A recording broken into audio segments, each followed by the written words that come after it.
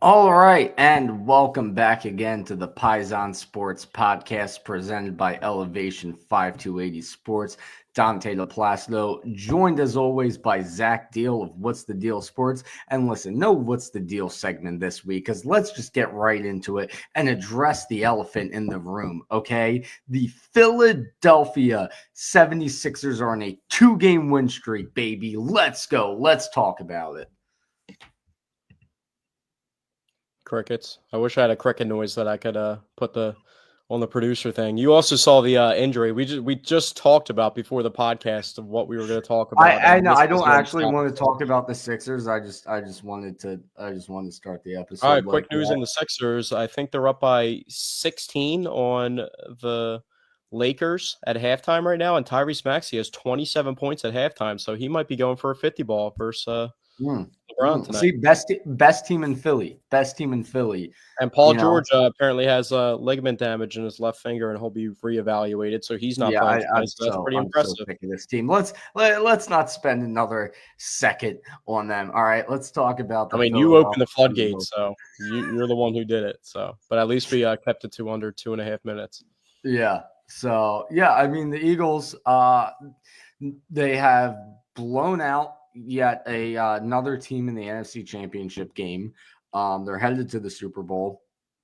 And when I say they've blown out another team in the NFC Championship game, every time they've won, actually every time they've won, period, not even just in our lifetimes, including the 1980 NFC Championship game, it's been a blowout. Matter of fact, somebody posted on Instagram after the game the final scores from all the Eagles NFC Championship games.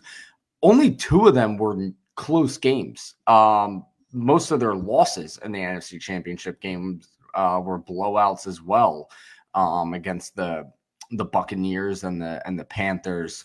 So, but yeah, it's something else when you go the NFC Championship game and you don't even really sweat it out. I still sweated it out just because it was the NFC Championship game, but I mean, it wasn't close.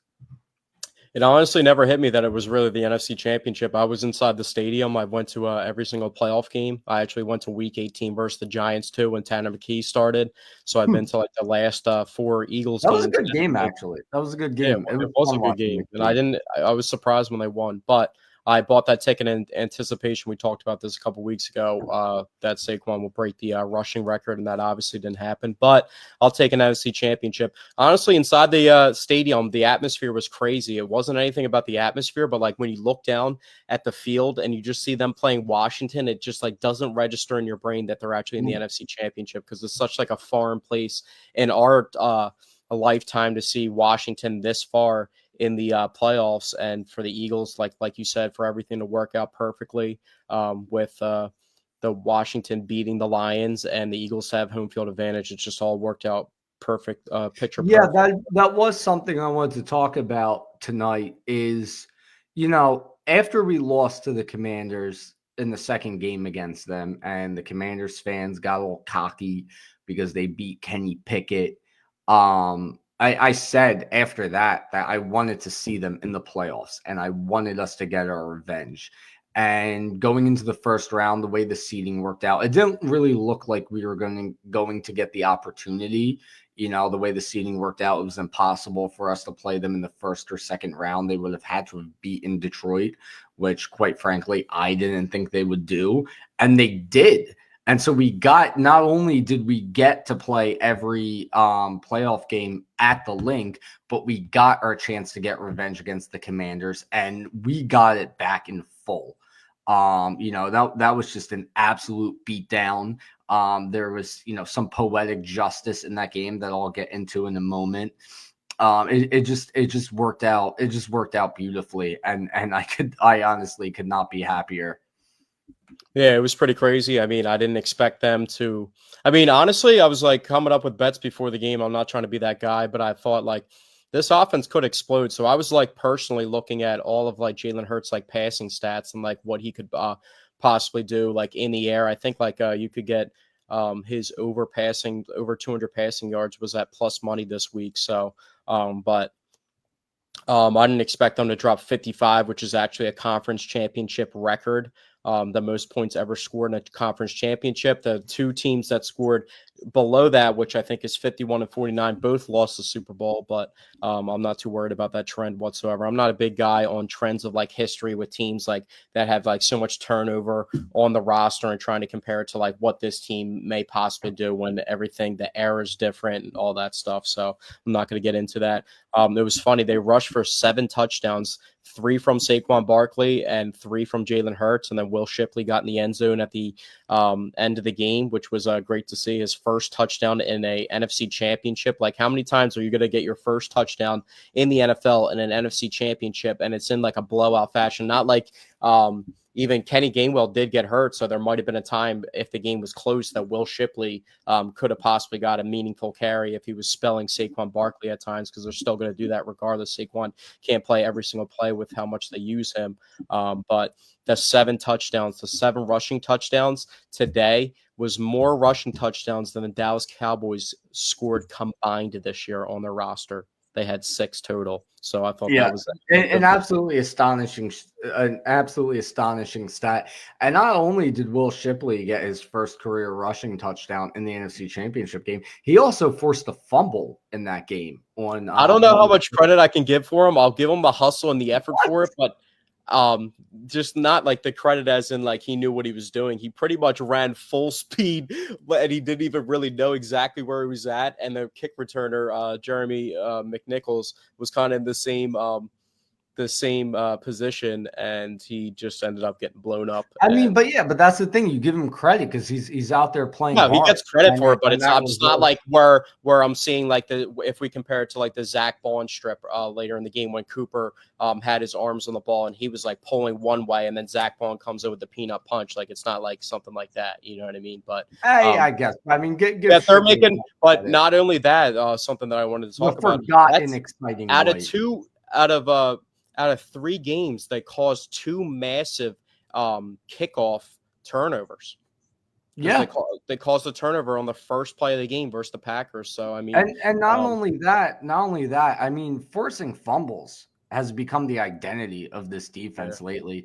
We talked last week about how the identity of this defense kind of switched from a team that doesn't give up much yardage, but doesn't force turnovers, to it being the exact opposite. But now more specifically, it's forced fumbles in terms of when you look at how they get their turnovers. You know, I personally thought, a big reason for it against the Rams was because of the snow. Ball was slippery, and the ball was slippery. I mean, you saw a lot of drop passes as well, but I mean, they proved against the Commanders they're just that aggressive of a defense where they're able to make big plays on the ball and force it out. And that's something that Nick Sirianni talked about, that the coaches watched like a compilation of all of Charles Tillman's punch outs from his career, and they kind of just instilled that in the brains of all the people on the defense that they want to be an aggressive team. And they weren't even getting that many turnovers. I mean, the Washington game beforehand, I don't know if you would have expected, even with Washington being the youth of their young quarterback and just the lack of talent that he has around him at this point in his career. I don't know if you would have suspected that they would get 9 turnovers in the last 2 games that they played Washington. And the last time Washington was able to overcome 5 turnovers, but a lot of the reason was because our quarterback was hurt and injured. So I hope the appreciation for Nick Sirianni and Jalen Hurts, those are like the 2 most important people. Saquon's had a ridiculous, amazing season. He's been probably one of the biggest parts, if not the biggest part, to the success this season. But the constant, steady nucleus of this team, for them to reach 2 Super Bowls in 3 years, there's been no other coach in Eagles history that's been able to reach 2 Super Bowls, and he's done it in 3 years worth of time. So I hope the appreciation just around the city goes up, because I'm still hearing, I was listening to WIP today, and some dude's talking the craziest call I have ever heard, the single craziest call in radio show history I've ever heard. I didn't even want to talk about it on the podcast, but it was just the craziest thing I ever heard. This dude is talking about, I think his name was Paul, with Kellen Moore possibly leaving for the Saints job, because he just got interviewed for the second time. The Saints came to Philly to interview him. This dude on the radio called in and said that they should demote Nick Sirianni so that they could anoint Kellen Moore so he doesn't lead the head coach. And he was trying to justify, and he said he wasn't a Nick Sirianni hater, but what does he actually do? And it was just it was crazy how the host. Here's the problem. Here's the problem with that. Here's the problem with that, and this is also something I've talked about before. If you're questioning what does Nick Sirianni actually do, then why would you put him in let's say Kellen Moore's position where he has an entirely different responsibility? I've said before on this podcast, what makes Nick Sirianni such a great head coach isn't his schemes or, his offensive mind or anything of that sort. It's his leadership. It's, his ability to gather a locker room together. That to me, that is your head coach should be the best leader you can find to lead a team of young men to victory. And then when it comes to the X's and O's, that's why you hire a great offensive coordinator. And that's why you hire a great defensive coordinator. I'm so tired of people putting down Nick Sirianni because he doesn't bring anything of value in terms of X's and O's. He's a phenomenal leader. The locker room loves him. He motivates them to play hard. That's what you need out of a head coach. And so many people just don't seem to understand that. Yeah, I mean, I feel like people still aren't giving them credit. The people that aren't giving them the credit still are just looking at the hirings of the offensive coordinator and the defensive coordinator. But look at every great coach. I mean, where would Andy Reid be if Steve Spagnuolo wasn't his defensive coordinator? You know what I mean? Who had won a Super Bowl before he linked up with Andy Reid, and then now he's the defensive coordinator, and they're going on a championship run. Like, look at some of these other guys. Look at Andy Reid's. Also, look at Andy Reid's time in Philly. The Eagles went to 4 straight NFC Championship games when they had arguably the best defensive coordinator in football in Jim Johnson. Jim Johnson tragically passed away. And then the team fell into mediocrity after that. And eventually Andy Reid lost his job and went over to Kansas City. People they have such high expectations for Sirianni and Hurts, like unrealistically high expectations. They expect Jalen Hurts to throw for 300 yards and 3 touchdowns every single game, and they're upset if they win, but he only throws for 100-something yards. Meanwhile, Josh Allen does the same thing, and nobody complains about it. It's just ridiculousness by this fan base, by the national media. I'll get into the national media in a bit because they're doing so much backtracking right now, and they're still doing a lot of hating as well. But Nick Sirianni deserves all the credit.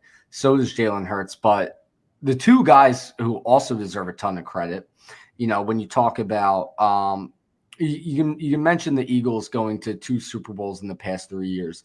But when you look at the success of this team since 2017, they've only missed the playoffs once, and they've won a Super Bowl during that time span as well. And in my opinion, there have been 2 constants during that entire stretch of time. That is Howie Roseman, and that is Jeff Stoutland. And this franchise would not be where it currently is without those 2 guys right there. Yeah, Howie. There was some massive whiffs that Howie had, and there was other signings that have just made the entire difference, and it's balanced out to be way more positive than negative. Our highest paid player from the offseason, Bryce Huff, was playing in garbage time in the NFC Championship, being a non-factor, but we draft Jalix Hunt in the 3rd round, and we draft Nolan Smith in the 1st round last year. And you see what the players that they blossomed into. Devin White, we signed him, and he never plays a snap for the Eagles. And it's just like the Frank Gore mystery of what Devin White could have been in an Eagles uniform. Former 5th overall pick from 2019, 26 years old. We're all losing our minds. Like, what could possibly have led to Devin White not being on the team? We heard rumors from people that he could possibly get traded or moved on from. No one even wanted to go out and get him. He was sitting in free agency for a while anyway. And Vic Fangio, a first-year defensive coordinator, when we just had a disaster last year at our defensive coordinator spot with firing a defensive coordinator who was a first-year defensive coordinator in his first season, and then anointing another guy at the end of the season and thinking it was going to work. And we're supposed to trust Vic Fangio to see like, oh, Zach Bond, I see a couple plays on tape for him to blossom into this all-pro best linebacker in 2024 season. Like no one could have suspected that. They paid James Bradbury, who I haven't seen a single James Bradbury. I went on his social media trying to see if he was celebrating the NFC Championship. I see he still follows the Eagles from my scouting I did on his Instagram, but there was no Instagram story of him in the locker room or anything, and it doesn't say that he even plays for the Eagles. There's like a picture of him right before he got hurt in training camp is like one of the last pictures on his Instagram. They paid that dude and Darius Slay, who Darius Slay is still impacting the team at a high level, but they picked James Bradbury over CJ Gardner-Johnson, who only came back to the Eagles and is playing the role that he's playing now. And just look at some of the draft picks. I was thinking about the impact of some of the draft picks, like Bree Blankenship. I'm pretty sure, was Bree Blankenship undrafted, right?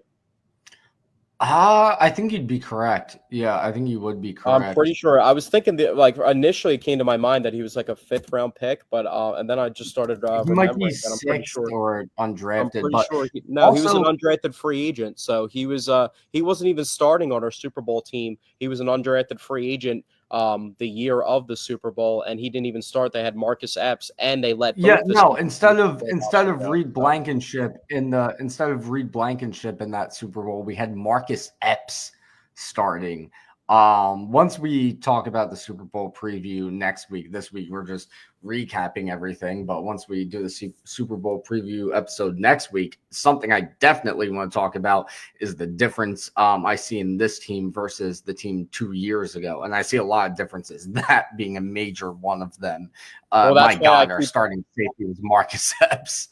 Yeah, that's why I keep pointing back to it, because it's like we have a dozen starters from the 2022 team. And it was crazy that, like, when you think about one of the starters, like a guy that went to one of the best teams in the league, who made it to the NFC Championship last year, but he was hurt the whole year. And then he comes back to Philly, and people are like kind of questioning, he's like a mid-level safety, and he got off to a slow start, and then he started picking the ball off left and right and became he's like the leader of the defense, like the pretty much, I would say, CJ Gardner-Johnson. It seems like, well, I was thinking about it today, it's almost like the Malcolm Jenkins effect. He's not the same player that Malcolm Jenkins once was, and he might not be as versatile and might not be as consistent as Malcolm Jenkins, but the impact that he makes on the field as a player and what he means to that defense as a leader too is unquestioned. So just and the thing about he's made has just been absolutely terrific. Like diving back into guys, like having the confidence to go back and say, like, oh no, we know what we're missing in CJ Gardner-Johnson. They traded for a safety. They value safeties. Malcolm Jenkins, he was on the Super Bowl roster. They traded for Kevin Byard, who was supposed to be one of the best safeties in the league and had the track record and resume of it last year. And he played half the season for the Eagles and made one play, and it was versus the Chiefs, that pick that he had on Mahomes in the end zone last year. In the red zone, but other than that, he was a ghost. So just some of the improvements from not even just like 2022 to 2023 to 2024. If you just look at the evolution of 2022 to 2023 was definitely a drop off, but then I mean the massive improvements of 2023 to 2024 elevates it above 2022. And one thing I definitely wanted to get into, I think now's a good time to bring it up, is, the huge jump from 2023 to 2024 feels similar, not as big of a jump, but feels similar of 2016 to 2017. But a big reason, I mean, kind of to what you're saying is, you look at what made that 2017 roster so good, right? You had your big offseason addition in Alshon Jeffrey, which, my God, pales in comparison to the big offseason acquisition in Saquon Barkley. But then you had a lot of guys who, were either at the tail end of their career, were either just not viewed as great players, who really elevated their game once they came to the Eagles, right? You look at Patrick Robinson, a guy who had very little value going into that offseason. In fact, I remember in the preseason, they tried him out at outside corner, and he was god-awful. then after they trade for Ronald Darby, they moved him into the nickel, and Patrick Robinson was one of the best defenders in football that year, and made a huge play in the NFC Championship game. I also remember him having a PFF grade of like 90 that season. You look at Chris Long, who was on the tail end of his career and had a phenomenal season for the Eagles. You look at LeGarrette Blount, who, another guy, tail end of his career, had a phenomenal season, played very well in the Super Bowl. I more so remember his game against the Chargers that season when he absolutely went off inside of a soccer stadium because the Chargers hadn't moved to SoFi yet. There was a lot of little moves like that just ended up really panning out, and it really made the roster really, really good. And it just feels very similar to what we're dealing with now with guys that you've mentioned, like Zach Vaughn. I also Mekhi Becton is another one. He was completely disregarded. Honestly, to me, it doesn't really feel the same because those guys, like, they peaked in that season, and that was really the only season. They got those guys for cheap, like Nigel Bradham in the offseason. They got Patrick Robinson, and they peaked in that season, and they kind of fell off. This year feels different because the guys that they signed not only are making an impact this year, but they also seem like the long-term solutions at those positions. It does. It does, but who knows? Maybe a couple of these guys, Well, they're not going to be able to keep anybody, and that's what's going to be. Yeah, that's the other thing too. Is like maybe Mekhi Becton leaves after this year because they want to just move on with Tyler Steen, and then Becton goes back to mediocrity. Who knows? But another guy I want to mention, my God, he's really come around since the game against the Packers, and that's Oren Burks, dude. I was so worried about him after he stepped in for Nakobe Dean in that game. I talked about last week how he played very well against the Rams. But, I mean, this is back-to-back great performances from him. It's at the point where I feel fully confident with Oren Burks at linebacker, and this is truly the example of next man up mentality. And I kept speaking on Oren Burks' experience. I was talking about how he was the linebacker that filled in for the 49ers when Dre Greenlaw went down in the Super Bowl, and he's just been on good defenses before and making impact and had to step in a role where there was another solidified number one inside linebacker next to him, and he's able to do his thing in that second role. So I was really impressed by the defense in general. I mean, he punched that ball out. And, that was just an amazing play. Austin Eckler doesn't. He also had a sack in that game as well. Yeah. I mean, there's been games like he had one rough game at the end of the season, the regular season. Everyone kind of on short notice, and everyone kind of went a little crazy over it. But I feel confident. I think this defense is so good that one guy wasn't going to get singled out and exposed in any type of way. Well, that is what happened in the first 4 games of the season with Avonte Maddox, to be fair. Thank God. That's I'm talking about like in the middle of the field. You know what I mean? That's all different. If you're gonna go pick on a defensive back, like you're like, it's definitely a lot easier. As much praise as I gave Reed Blankenship 5 minutes ago, did Reed Blankenship not get absolutely cooked by Zach Ertz all game? You know what I mean? So he got absolutely cooked and routed up by Zach Ertz the entire game. That was Zach. By the way, that was Zach Ertz's only 100-yard game of the season. And I would be a lot more. Classic Zach Ertz. What's that? Classic Zach Ertz took him 11 catches to get 100 yards. Classic Zach Ertz. I would be a lot more worried about that. If we hadn't held him to 17 yards the previous game against them, held him to, I think, 40 yards. The only thing that worries about me is I don't want to dive too much into it because we'll talk about it next week, but that could be an exposable matchup for the Chiefs, who use all 3 of their tight ends, not just Travis Kelce, and their tight ends are low-key good. That's what I mean, though. I would be outside of Travis Kelce. Yeah, but that's what I mean. I would be a lot more worried. Like, if that was our only game against the Commanders this season, our only game against Zach Ertz, and he put up that performance, I would be a lot more worried, thinking, oh my God, if Zach Ertz can do this to us, imagine what Travis Kelce is going to do against us. But that was, it took Ertz 3 attempts against us to have that kind of performance. So when you think about it like that, it shouldn't worry you as much. Yeah. Also, a couple of things to note. Jalen Hurts is the 5th quarterback to start 2 Super Bowls before the age of 27. So put him on that accolade of list, and he's going to start racking up the accolades if he keeps winning the way and at the rate that he's winning. Also, one thing that I noted from the game, in the stadium, when the Eagles got one of those gigantic sacks that they got, I'm thinking like, oh, Jalen Carter once again. And then I pop up and I see Jordan Davis. And I felt like Jordan Davis in the NFC Championship gave the best 13 snaps that he's ever played in an Eagles uniform. Absolutely. Absolutely, dude.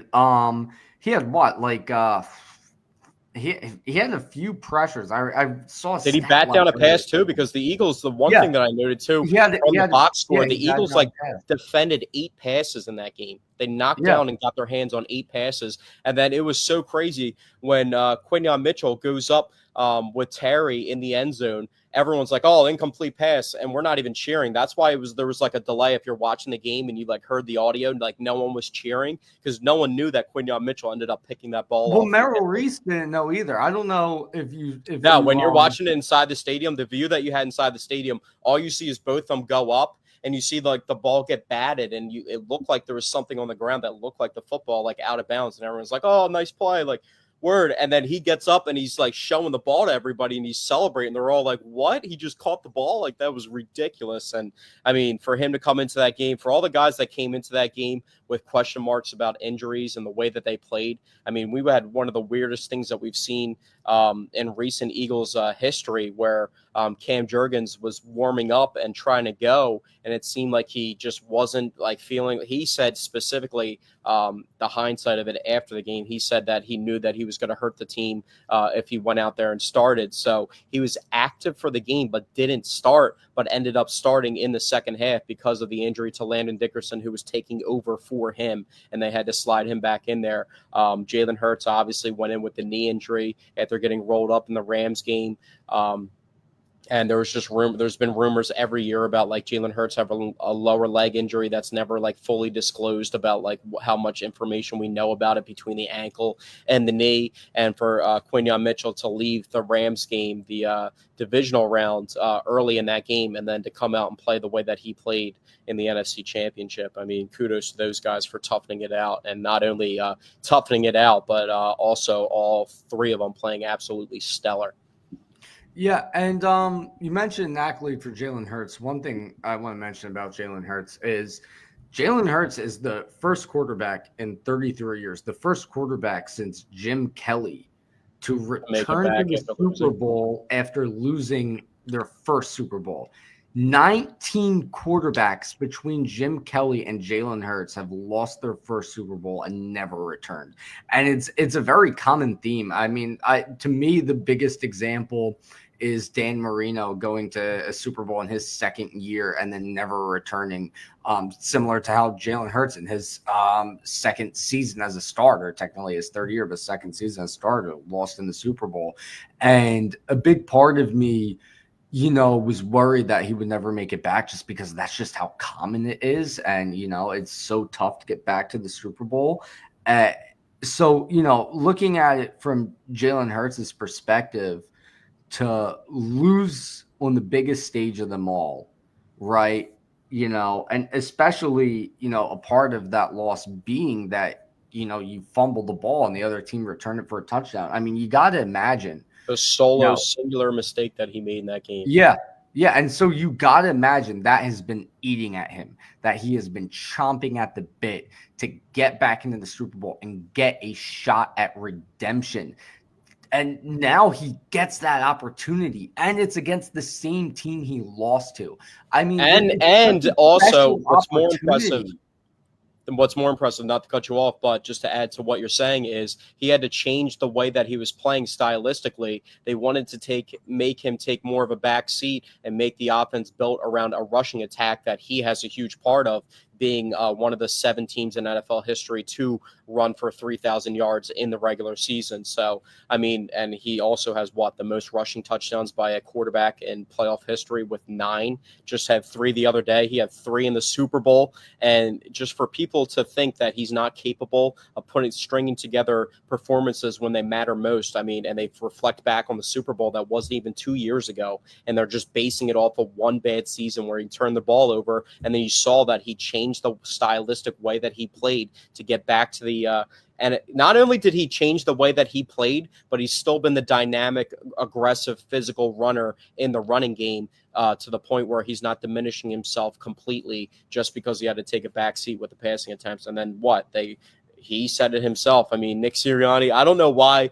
The one thing I don't get about Jalen is like there is certain things that he can just like relax about just because the way that they're going to be interpreted. Like he's a great leader, but the comment about him being let out of the straitjacket, I just felt like maybe he wanted to say that, but like everyone's going to take that in the way that he's like trying to like diss Nick Sirianni. But that might be a bigger diss at Kellen Moore than Nick Sirianni, because Kellen Moore is the one that's calling the plays. And I felt like not only did I just say that Jordan Davis played his best game as an Eagle in the NFC Championship, Kellen Moore by far called his best game as an Eagles offensive coordinator. Where was the Dallas Goedert tight end arounds?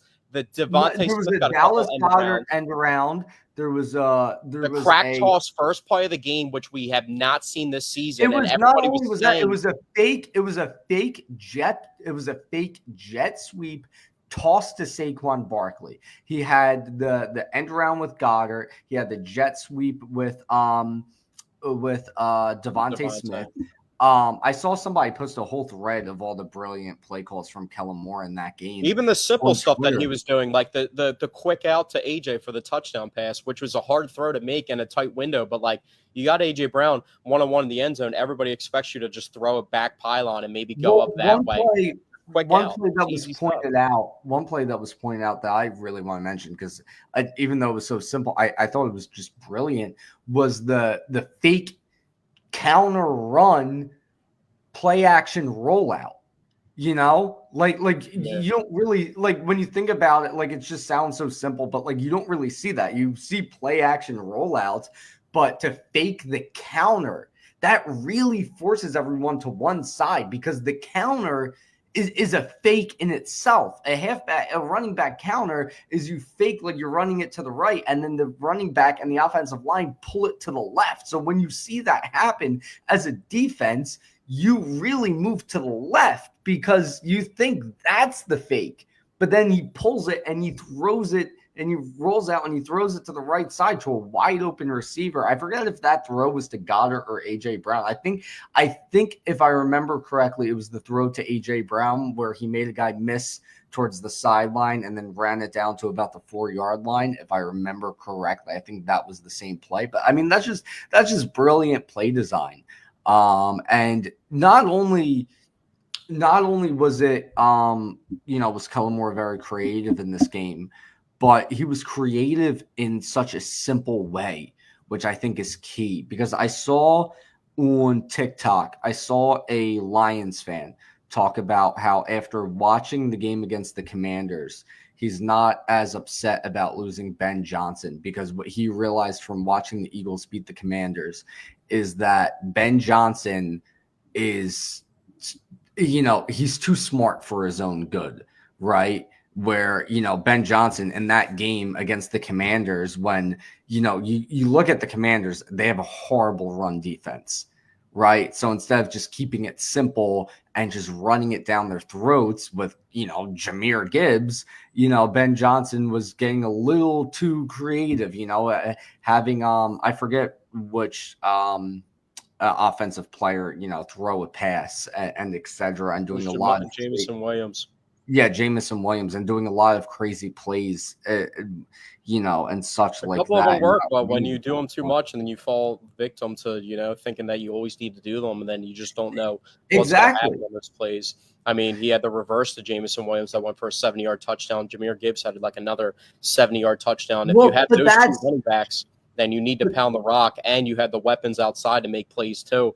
I mean, I would just take the ball out of Jared Goff's hands, which they didn't, and he forced all the turnovers. And Washington has been a team where when they win the turnover battle, they usually win the game. So their rookie quarterback does a good job for his age. I mean, you can't fault Jaden Daniels for what happened on Sunday, because there was a lot of fumbles. I mean, he threw the one ball up to Terry McLaurin, and if anybody's going to get a shot, even though the game was basically over by that point anyway. The game's over, and Quinyon Mitchell, even though he's on him, he's also going into the game injured, regardless of how he played in the game, and you're throwing at your best target.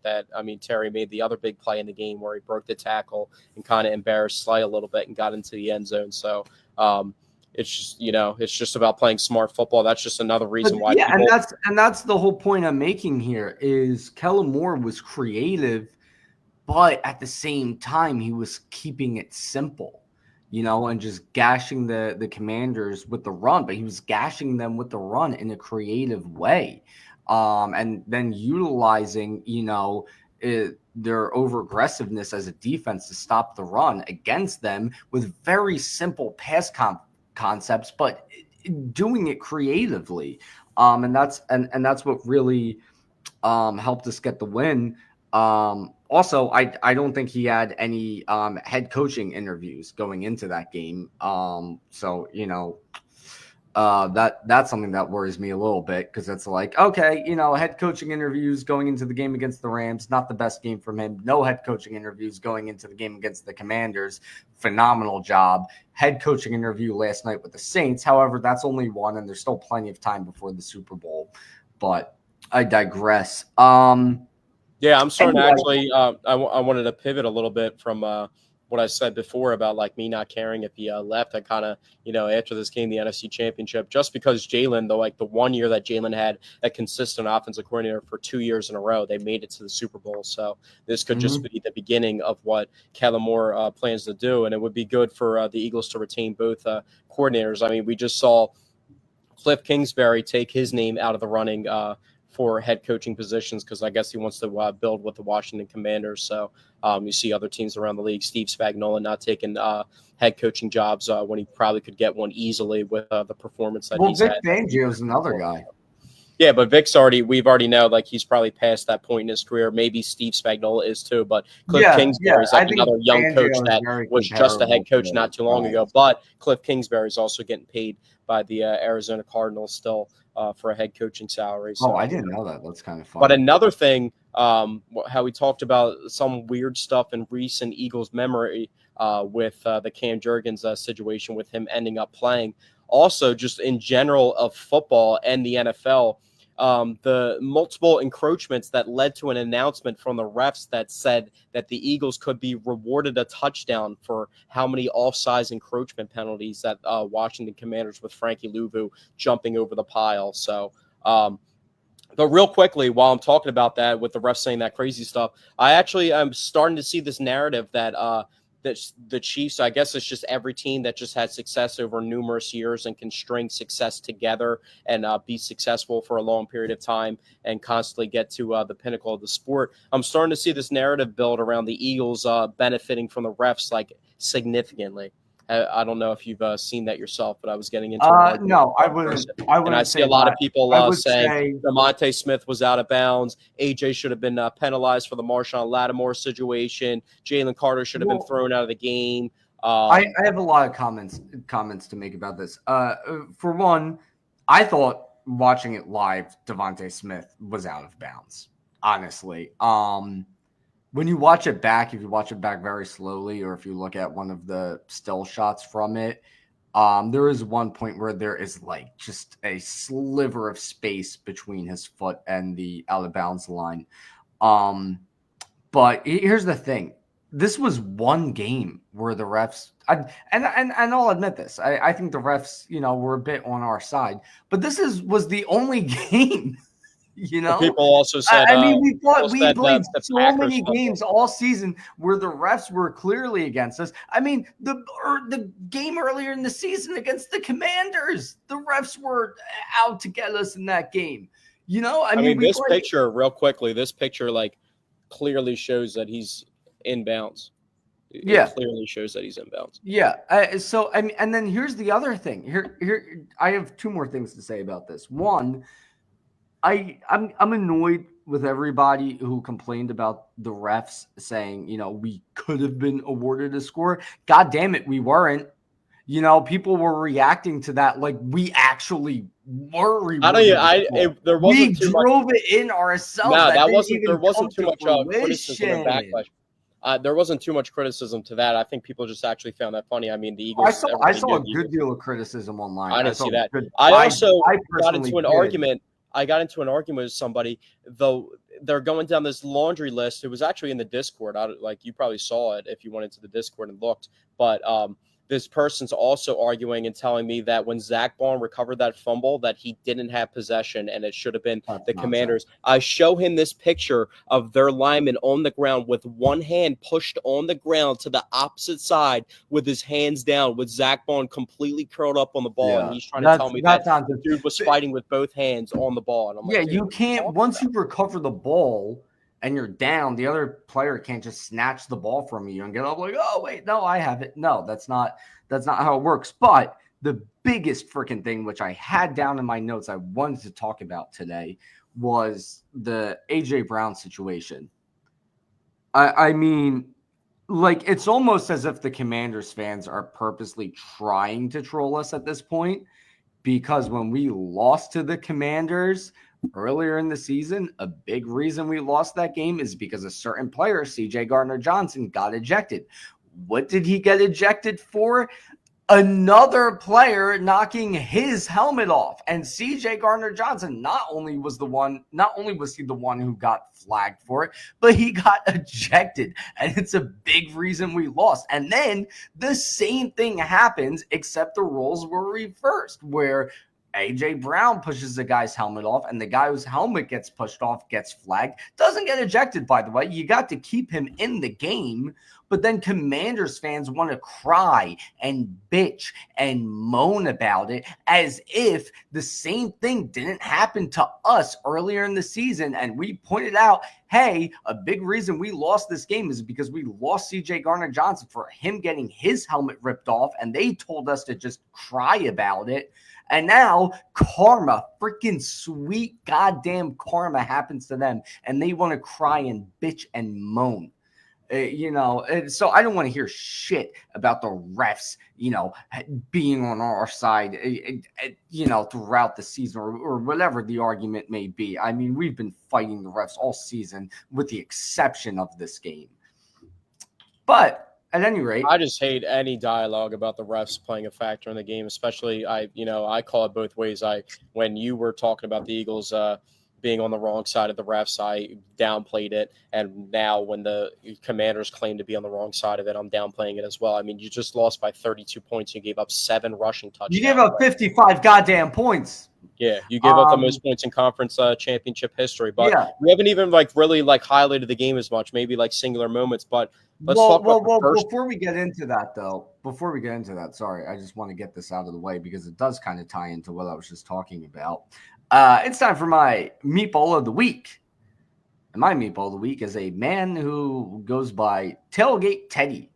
Tailgate Teddy really thought he did something when he decided to take over a Philadelphia staple, an institution that's been around since they signed the Declaration of Independence. I'm, of course, referring to the Hard Rock Cafe, where all Philadelphians go. They took it over. They took over the city, because when you take over the Hard Rock Cafe, you take over all of Philadelphia. Let me tell you.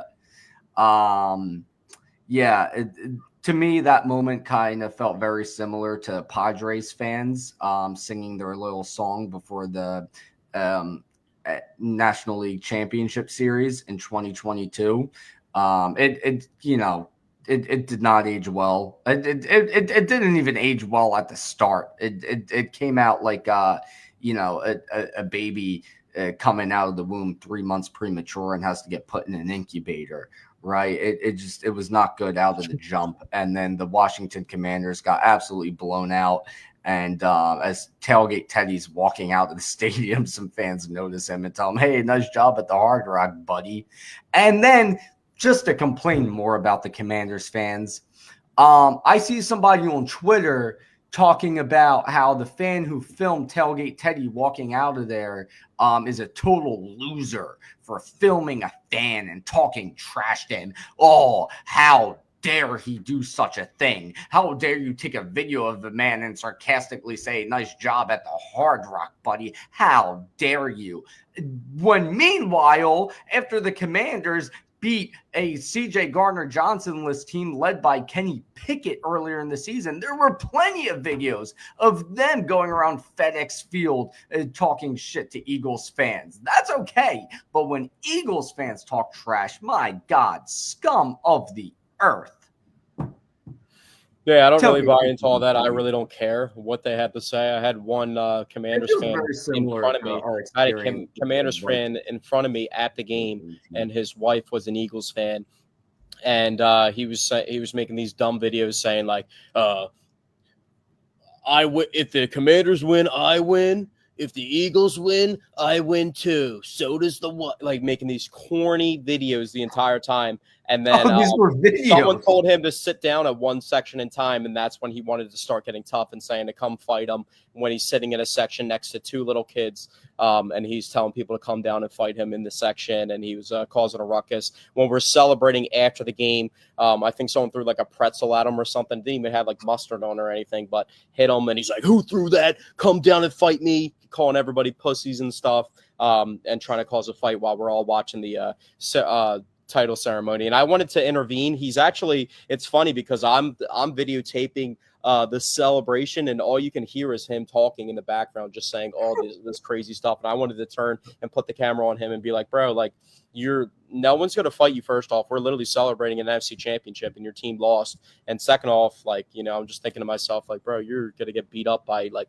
hundreds of people the way that you're talking right now if something were to go down. But I don't really buy into all the fans. I don't really, I saw 5 Commanders fans the entire day in the Eagles Stadium, maybe 5. I saw 3 in my section, maybe 2 while I was tailgating. There was maybe like 5 different groups, I would say, maybe like 15 total fans that I saw the entire time. So they didn't make an impact or a presence at all. The Packers actually had the biggest fan base in the entire NFL. And, I mean, they had a lot of fans at the game. The Rams obviously have one of the worst fan bases in the NFL from changing franchises and moving to a big city and kind of screwing St. Louis over. So you lose a lot of fans in that way and having 2 teams in the same city. So I don't really, Commanders fans, besides the one sitting directly in front of me, they weren't a factor in the game. They weren't loud. I mean, they didn't get loud at all when Jaden Daniels scored that crazy rushing touchdown or Scary Terry had his touchdown. I thought, by the way, not to cut you off, I thought Jaden Daniels dancing in the end zone after scoring a touchdown while still being down by 2 touchdowns was absolutely hysterical. And you know what? Not to harp on Jaden Daniels because he had a phenomenal rookie season. He's a very talented player. But to me, I feel like a huge part of being a successful quarterback in the NFL is mindset. And if you're in the end zone dancing, celebrating a touchdown while you're down 2 scores in the NFC Championship game in the second half, you don't have the right mindset for this league. Look at Cam Newton, another guy, super talented player, horrible mindset, doesn't jump on the ball in the Super Bowl, and then afterwards says, it's fine, I'm young, I'll be back. Never made it back. That is just something to look at when viewing Jaden. I don't buy into it that much. I just think that's the new era of football. I don't know. I mean, look at Jalen Hurts. He's the exact opposite, and he's currently in his but he's the exact opposite to the extreme to like where there's not anybody really with the same personality as Jalen Hurts. There's a lot of people. I mean, Tom Brady also had that. Tom Brady also had a very similar mentality to Jalen Hurts. I mean, and when you look at that kind of mentality, you look at the golden standard of that mentality, and that's Kobe Bean Bryant. It's he really literally coined the phrase Mamba mentality, which is to me the kind of mentality that Brady had, that Jalen Hurts currently has, that Cam Newton certainly did not have. And I can't just go off of one touchdown dance in the end zone. So I mean, it's just something to view, just to keep an eye on. But I'm seeing shades. I think that's Cam Newton mentality out of Jaden Daniels. On the subject of stretch for me though. It could, but that's what I'm saying. It could be a stretch. It could just be, just like a one-off thing, or it could be something to keep an eye on, in my opinion. But before we get into the actual game a bit more, talking about Commanders fans at the game, I was at Xfinity, And we didn't end up watching the game inside because, I mean, there was just zero elbow room. Other than that victory, I kind of wanted to watch the game inside of victory. There was a good little spot there. But anyway, we ended up watching the game outside at one of those like little bars where there's a few TVs, not in that like main section, which ended up being a lot of fun because it was like one single group throughout the entire game of like 20, 25 people or so throughout the whole game. So it was like a whole game of watching it with like the same group of people and everyone kind of vibing together. It was a pretty cool experience, but there was one Commanders fan there and we were picking on this guy the whole night, but he was actually being a very good sport about it. He wasn't getting angry or upset. He was kind of just taking it on the chin. It was a lot of fun. Well, the Commanders fans that were in the stadium, like that dude, pretty much the whole game was taking it good on the chin. Like, didn't really care about the game until like he got a pretzel thrown at him or someone told him to sit down like during the game. You know what I mean? Like that set him off, and he was in the bathroom for quite a period of time from the first quarter to the second quarter. So I think he might have had something up his nose, but that's a story for a different day. But yeah, I was at every single game for the playoff run, and it was electric all the times. I mean. The snow game was obviously a historic memory. I mean, all the games were amazing to go to, even the Packers game where they picked off Jordan Love 3 times and the defense held the Packers to 10 total points when everybody before the season, if you remember, it wasn't even the Lions that people were picking as the most dangerous team in the NFC. Everybody was saying that the Packers, after their playoff run from last season, were going to be the most dangerous team. And even with them playing bad at the end of the season, people thought the Packers were still a dangerous team. So, it's just a great experience. I kind of have a little bit of it's a little sad because you don't football consistent on Sundays. We have one last Sunday, and this is going to be like this upcoming Sunday is going to be like the first Sunday in 4 months or 5 months that there's no football on. So yes, there's no football, which I would be very bummed about. But, and I know this means absolutely nothing to you, but WWE, Saturday, like SummerSlam or something stupid. it's the Royal Rumble, baby. Nobody The second cares. biggest pay-per-view event in wrestling. A phenomenal pay-per-view event. Usually a ton of surprise at the Royal Rumble. I am very excited for it. So for me personally, it's going to help hold me over into the Super Bowl. So yeah. Yeah. By the way, wrestling's becoming a lot more mainstream lately. Just saying. Wrestling had already peaked. And actually, one little quick little tie-in with the Eagles. While we're on the subject of it, I saw people on Twitter pointing out the comparison with Cody Rhodes when he won the title at WrestleMania at the Link. By the way, the whole story was the year before he had finally gotten to the point where he fought for the title at WrestleMania, but he lost to Roman Reigns. And then the next year at the Link in Philly, the whole story was Cody Rhodes finished the story and he finally beat Roman Reigns and won the title. So it's kind of, it kind of compares a bit to the like Eagles, not where even it's the like same whatsoever. where we previously lost to the Chiefs and now we need to finish our story and beat them this time around. Kind of like another comparison I see people making is comparing the Eagles to the Avengers, how they lost to Thanos the first time around, and then beat him the second time. People keep saying, I took the think Avengers you can two attempts just to compare it take to down how the Thanos. Eagles won their first Super That's Bowl. another Yeah, comparison. the Eagles won their first Super Bowl versus a team that they lost to back in the day. So I think that's the number one comparison that people are making. This is real quick because this kind of ties into the final topic I had written down that I want to mention is the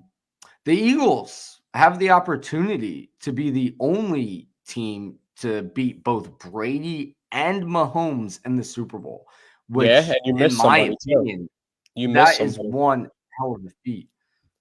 What do you mean? You missed somebody.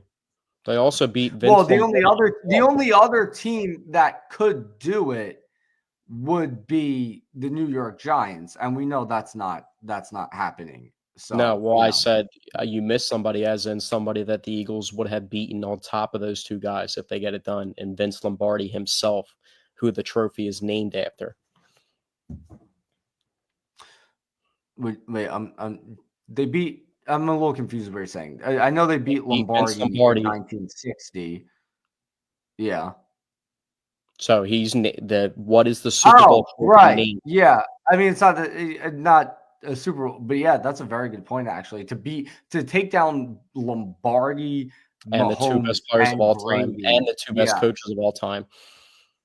Yeah. Yeah, actually, yeah, good point. And well, the three best coaches of all time. That's actually Yeah, insane. exactly. Yeah. To take down Reed, Belichick, and Lombardi would be freaking wild. And Um, Reed's our former coach, and then to beat the team that Carson Wentz was on, who was supposed to be our franchise quarterback, who was the guy that we pivoted from to Jalen Hurts and didn't skip a beat. So yeah, there's a lot and of times that you and can make. Brandon Graham has the opportunity to play in both of those Super Bowl victories. I really hope he does end up playing. I think that would be phenomenal for him.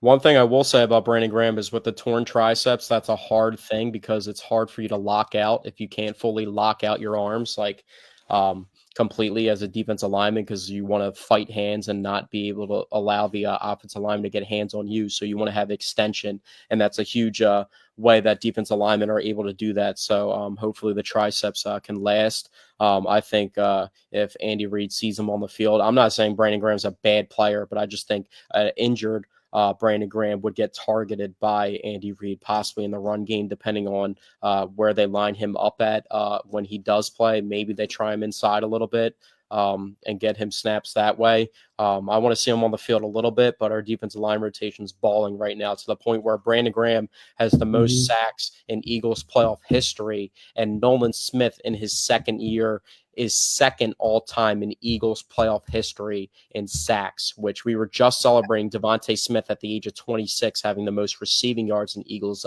playoff history, which AJ just dropped 97. So AJ and Devontae are going to be battling back and forth and might swap that. Even Dallas Goedert, Yeah. if he stays on the team, I mean, Dallas Goedert's been like the number one receiving threat for the Eagles consistently throughout the entire playoffs. I think he had 7 for 85 versus the Commanders, and he was a big part of obviously the Packers game where he dropped the double, triple stiff arm.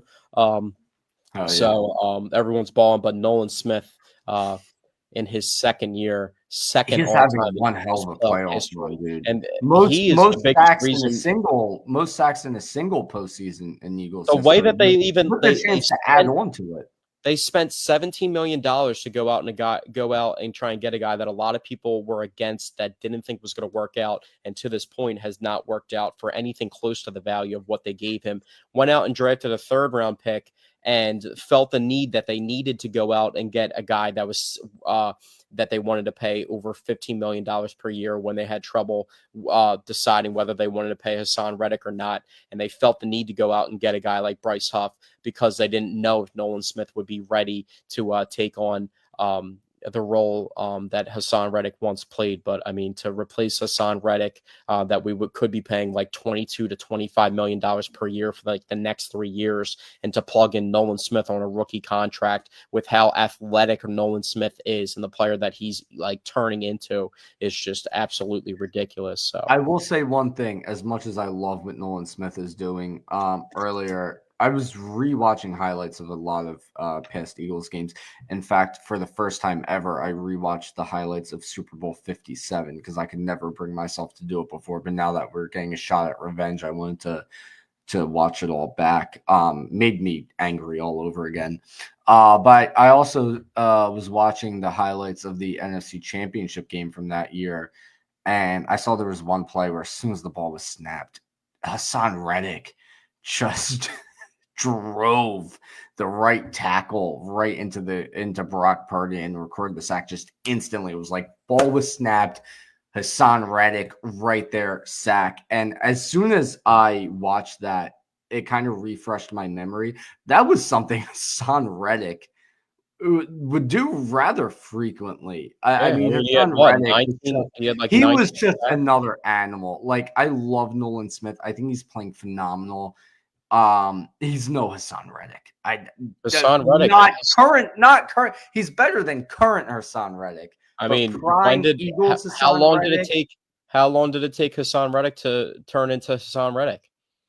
He was That's a 26 good years point. old. But yeah, I mean, if Nolan Smith gets, larger and stronger, he can Nolan easily Smith's carry. already bigger than Hassan Reddick was, and they're in the same spot where Nolan Smith He was does playing not like have all the pro. he does. Nolan Smith does not have the power Hassan Reddick had on the Eagles.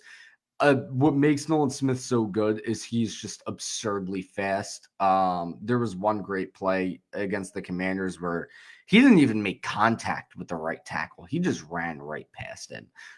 There was another You know play, who used the to do play that? where he sacked Jaden Daniels, where he was able to chase down Jaden Daniels from behind. How many people can do that? I mean, his speed Honestly, is I'm not going to say absurd, it and now it makes because him I don't so think he's good. developed into that player yet. And I mean, we're talking about the third overall pick in a draft and a Hall of Famer, and he was a huge part of two different Super Bowl teams, two-time Super Bowl winner, but signed a contract that has not aged well.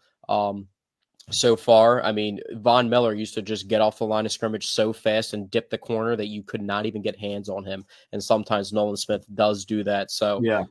I'm not saying Hassan Reddick, but for for not having Hassan Reddick on the roster and what you could be paying him to what Nolan Smith is doing now, and he's the second all-time leader in Eagles history in playoff sacks. I mean, I'll take Nolan Smith and what Yeah, he's done no, over I'm not Hassan Reddick and disagreeing getting with paid that that. contract. I don't think Hassan Reddick's putting up 0 sacks for the Eagles if he was playing for the Eagles this year. But it shows that not only did they overcome the loss of that, but they overcame a gigantic whiff on a free agent signing of a guy that should be playing, that they expected to play over Nolan Smith, even though he was a rotational player with his time with the Jets. But I mean, the way that Nolan Smith, I mean, to the point where Bryce Huff is like a back end rotation guy, and he's just pretty much like they have James Bradbury's contract and Bryce Huff's contract.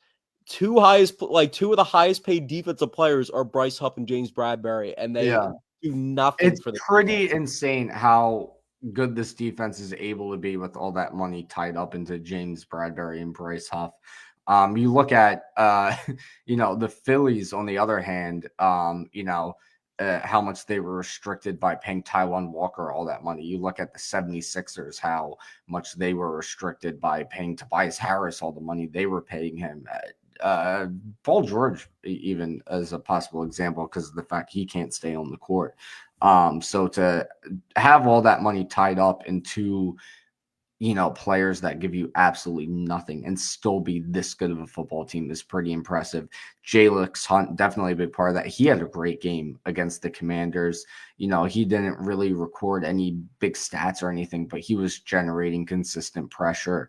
When you look at this D line across the board, when you look at Jalix Hunt, Josh Sweat, Josh Sweat's been pretty quiet actually, though. But when you look at Jalix Hunt, Josh Sweat, Nolan Smith, Jalen Carter, Milton Williams, who was actually the highest graded defensive player in that game.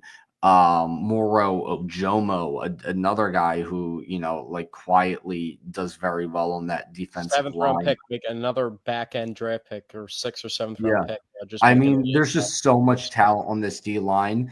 And as long as we don't get screwed over by the sod father yet again, I think this team is going to generate a lot of pressure against the Chiefs, but that's also something we'll get more into next week.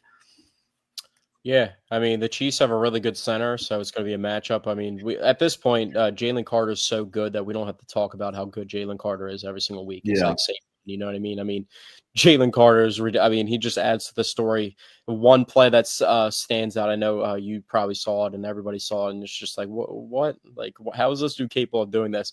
Jalen Carter gets chop blocked by somebody early in the game. Oh, he jumps over him. He sees the chop block coming. He just jumps over it at the 315 pounds, just jumps right over the blocker. Yeah. Just, dude, what? This is Like, absolutely what? insane. It's just absolutely ridiculous. So, yeah, Jalen Carter. One thing I want to mention real quick about Jalen Carter. matchup. One thing I want to mention real quick about Jalen Carter, I heard them talking about this on the radio, comparing Jalen Carter to Fletcher Cox.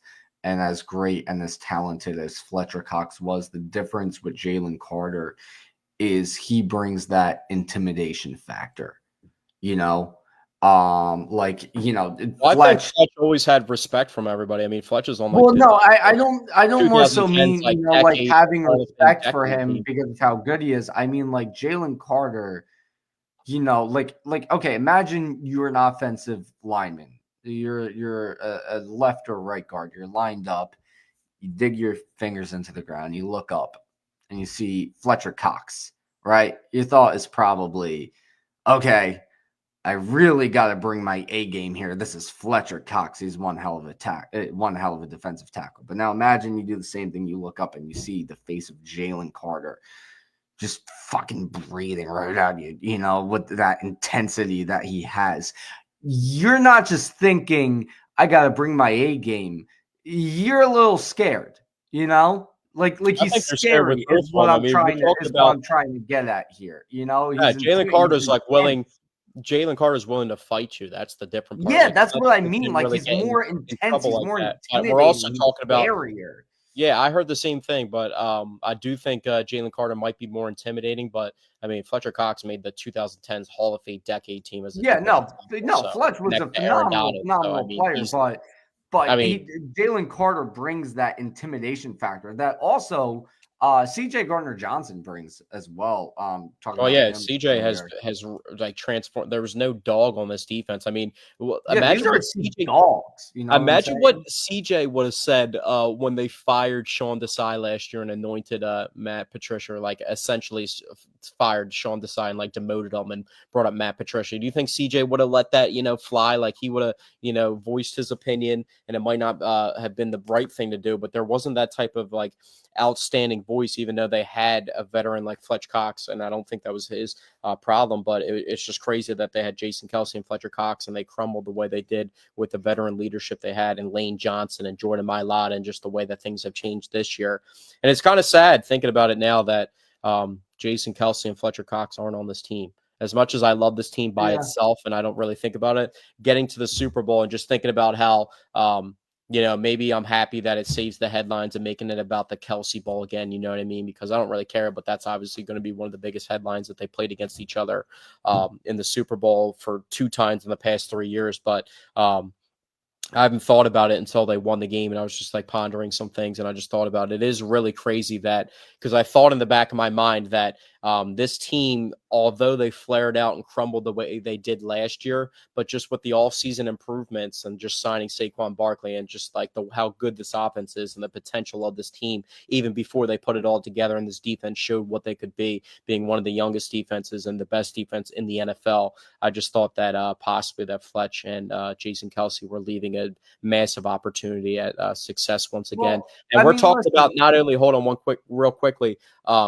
It's their decision to end playing football. Jason Kelsey, even though he was battling through a lot of injuries and never really got too injured to the point where he couldn't play anymore, but he said it started to pile up, and it seemed like Fletch just playing in the trenches for as long as they both did took a lot of toll on them.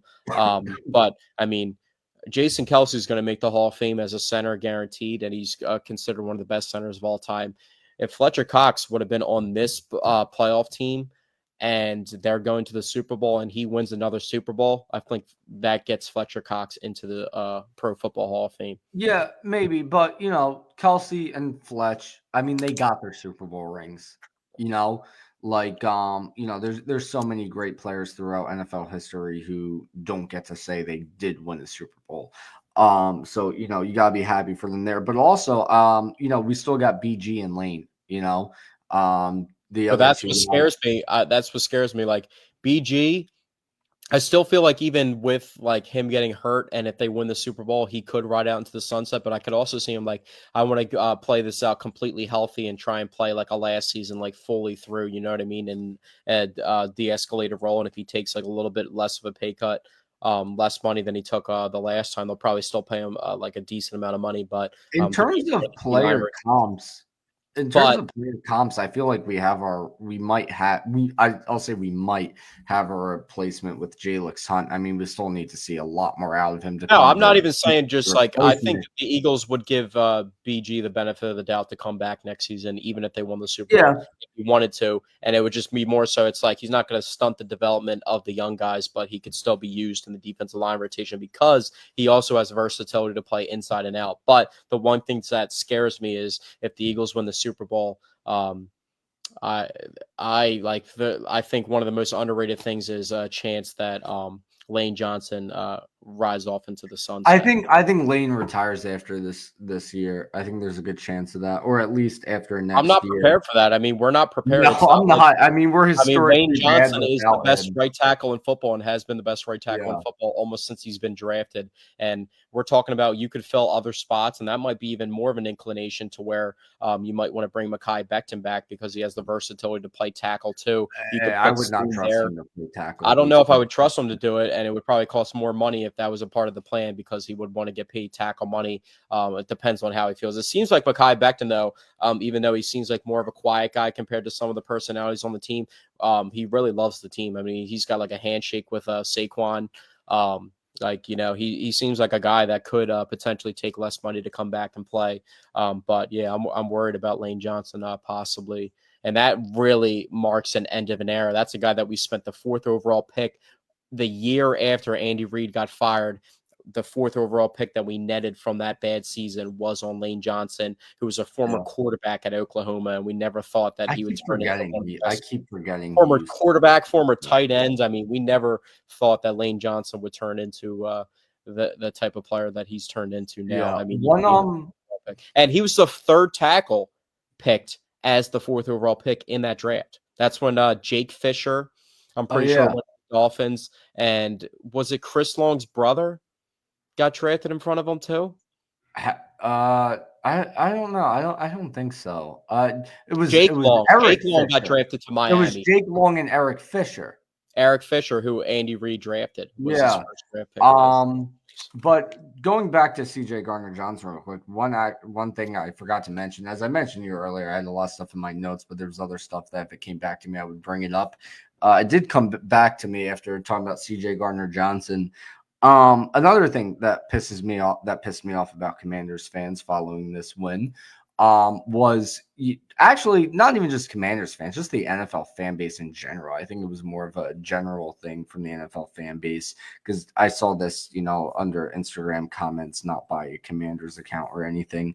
But, after the Commanders beat the Lions, Jaden Daniels, when he did the jersey swap with, I forget what player, he wrote Cancun on 3.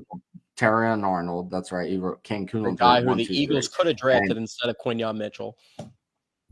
And they made the right decision. But anyway, all the comments when that happened, people thought it was funny. They're like, Jaden Daniels is so funny. And they were kind of like, they thought it was funny and endearing and wow, Jaden Daniels, he's so funny. Ha ha ha ha ha.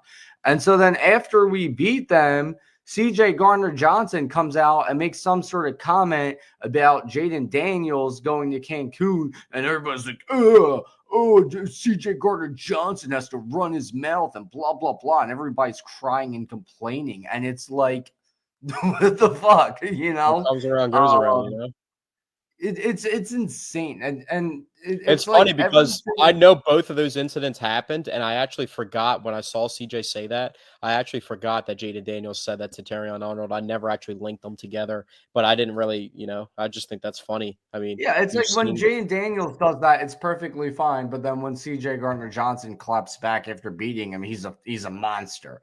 It's just so ridiculous. I don't think we even get close to as much when it comes to the Eagles players and the fan base. I mean, it's just absurd. Even when it comes to the play on the field, last week talking about, Jalen Hurts passing for 120 yards versus Josh Allen throwing for 120 yards. Jalen Hurts getting touch pushed versus Josh Allen getting touch pushed. It's the double standards just all across the board when it comes to the Philadelphia Eagles. It's honestly disgusting. I just think it's crazy. I don't buy into all that. I don't read Instagram comments because that's just the worst thing you can do. You'll never there'll be a post about someone dying from cancer and people will be trolling that person on Instagram. It's just the nature of social media. So I don't even read into that stuff because there's always just BS out there.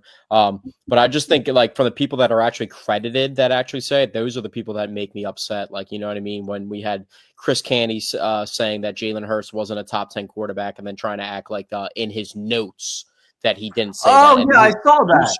And they're like, If you no, you literally said on air he's Yeah, but not I in don't the care top about people 10. putting like a top 10, like a list out, or if you think this guy's good or not, if he's winning, whatever. But like when you have a guy like Jeremy Fowler, who's high up at ESPN, writing stories before the playoffs start about this could, people around the NFL think that this could be Nick Sirianni's last game if the Eagles lose in the wild card round of the playoffs. And then to look where he's at now. Nick Sirianni should be fired after he yells at a fan in the crowd, and the Eagles are 2-2, and all he does is win. And then obviously you see what's happened from that point No, that on. was after Jalen Hurts can't a win. victory. No, that was after they beat the Browns and they advanced to 3-2. That wasn't even after a loss. Yeah, That well, was 3-2. after a That was after the win, bye week. That which was right makes around it the same even time more frame. absurd. The guy has never missed the playoffs, and so many people were talking about, how he might lose his job. It's just absolutely ridiculous. I And don't then care about the Chase people like Daniel, another locally, like on guy. the radio. I don't care about people locally on the radio saying all that stuff, but like when people like that are like the thing that makes me mad is like Jeremy Fowler putting out an article about Nick Sirianni possibly being fired right before the playoffs, right before the wild card round, like after he had already went on that crazy long winning streak and had overcame the bye and had already secured his job, and we knew that he wasn't going to lose the job. And there's just like all these narratives that like the Eagles aren't good, the Eagles aren't like good enough to beat this team, the Rams are the most dangerous team, the Packers before the season everybody thought that's their Super Bowl pick. Then it's the Rams, they're playing well, their defense is only allowing like 10 points a game for the past couple games of the season. And then it's the Commanders are hot, and Jaden Daniels like this is going to be a close, like people aren't saying the Eagles were going to lose to the Commanders, but this is going to be a close game. In the back of my mind I'm thinking Well, like most of the not going guys to be a close game. most of the guys, I'm not sure if you saw the screenshot, but most of the guys on Get Up on that show had the Commanders winning that game. I forget the lone guy on there that had the Eagles winning. But he was like he was a former player. I forget from which team, but he actually had the Eagles winning. The rest of them had the Commanders winning.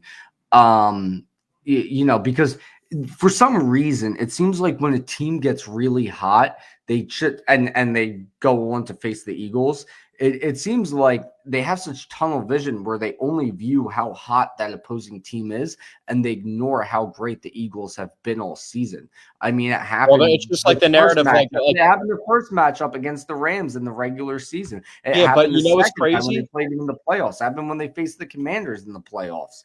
You know what's crazy though is people thought like it's kind of actually the Chiefs were that way too leading up into the Super Bowl. We're like, oh, the Bills are finally going to knock off the Chiefs. They're not good this year. Their offense is like not that good, and like the Chiefs keep winning and the Eagles keep winning, and all you hear is like, oh, they're not that dynamic. Their quarterback hasn't been that good this year. Their defense is carrying them, but at some point they're going to fall. These teams are more talented. Matt Stafford can come in. He's a better quarterback than Jalen Hurts. Josh Allen is playing so much better than Patrick Mahomes this year, and like he's finally going to get over the hump. And it's just like, no, it's not going to happen. That's just not what it is. That's people just get so caught up in recent trends. Like I had mentioned, going into the game against the Rams, all they were talking about pregame was the Rams had won 4 out of the past 5. Wow, they're the hottest team in football. Meanwhile, the Eagles were on a 6-game winning streak, and they just wanted to talk about the Rams winning 4 out of their past 5. And the Eagles showed they were the better team that day, and they showed they were the better team the second time they played them, which actually brings me to one final thing that I forgot to write down that I wanted to talk about. All 3 playoff wins were against teams they had beaten in the regular season, which to me makes this NFC playoff run even more impressive. How tough is it to beat the same team twice? Not only did they beat the same team twice, they did it 3 times in a row in the playoffs to advance to the Super Bowl. What's like the combined win total? The combined win total, if they win the Super Bowl, would be, if we're counting regular season records, they'll beat like a combined like average of like 48. Wins. No, it'd be 48. I'm talking about. Are you talking about opponent win? Commanders won 12. Packers won 11, and the Rams won 10, I think, and then the Chiefs won 15. So that'd be 48, an average of 12 wins for all the teams they beat in the playoffs out of those 4 games. And then people, I even saw some people online trying to, the Sixers won 3 in a row for the Sixers, best team in Philly. What did Maxey dropped 43? Yeah, Wow. at 41 going into the fourth quarter and dropped 2 points. No, But not much of a fourth. But anyhow, enough of the Sixers now. But yeah, it's been a very impressive playoff run that I even saw some people trying to diminish. Why am I don't know. My brain is diminish, diminish. diminish. Diminish. I don't know what I was saying. People were trying to diminish. Fuck, why can't I say that word? All right, Diminish. say it with People me. were trying to Diminish. diminish it, which like that I really just roll I my think I eyes at. realized what you I were don't doing. even get You were upset saying about that because dismiss. it's like after the 2022 playoff run, first of all, if you want to diminish the win against the Giants, valid. Super valid. If you want to say that was, that was That's not not like super an valid impressive because I playoff don't care win. what anybody says. I'm looking back. Saquon Barkley is so good. It doesn't even matter what offensive line you're putting behind him. Saquon Barkley played in that game, No, so I'm not no. diminishing that at Look all. at his career resume on the Giants. And they had Daniel Jones at quarterback. No, that win, I'll give it to them. The 49ers won. I mean, they were beating the snot out of them before Brock Purdy got hurt. I don't think you can diminish that one too badly. But it's like looking at this playoff run versus that playoff run, it's like, okay, fine. Diminish that one all you want. But this one was impressive. I don't give a shit what anyone says. I mean, this was one hell of a run. Taking down the lights of Matthew Stafford, taking down who everyone said it was the greatest rookie quarterback of all time. But then after we beat him, they're saying, oh, you beat a rookie quarterback. Shut up. Now, I mean, This was I'm a NFL fan through and through. I'm an Eagles fan first off, but Jaden Daniels is the best rookie quarterback of all time. I don't think there's no But doubt. that's why, I'm not trying to argue against that. But I'm just saying, if you're going to call him the greatest rookie of all time, then then backtrack and say, oh, well, the Eagles beat a rookie There's nothing quarterback, and based you off will his start performance. calling Like him the greatest rookie quarterback of all time. Like, I think just he shut up. even built even more on his season with the way that he played against the Eagles. I mean, he didn't lose that game by any means. He might be the very last person that you point to on the Washington roster that lost them that Yeah. game. I mean, when you throw the ball to people and they just consistently fumble, you know what I mean? And then you got I don't dudes even think the fumbling on. offense. I don't even think the offense lost them the game as much as the defense did. I know they turned it over 4 times, but I mean the defense was Swiss cheese all game.